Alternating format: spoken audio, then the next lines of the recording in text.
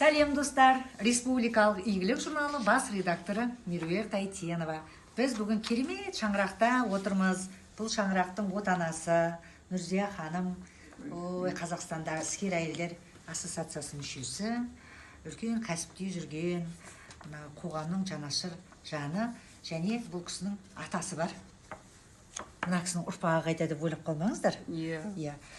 Осы жақсы игі істің барлығының басында келіні болған соң, іскер ханым болған соң, сізді басқа келіндерге өнеге болсын деп. Ой, рахмет.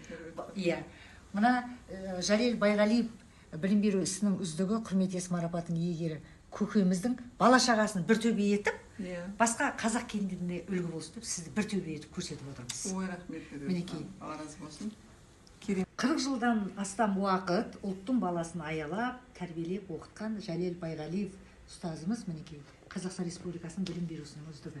Сіздің атаңыз игілік журналы арқылы тарихта қалып жатыр. Ой, рахмет беру. Өзіңіз де мейірімді, иманды, алтын құрсақты келіндердің болғанына шүкір. Ой, аумин беру. Алла разы Ал болсын. сізге міне тұсаукесері. Ой, рахмет. Құтты олсын. Күшті рахмет. Мінекей, құтты олсын. Тарих деген осы.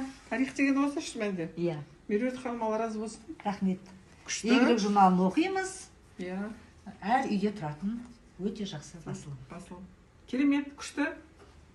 Алла разы болсын.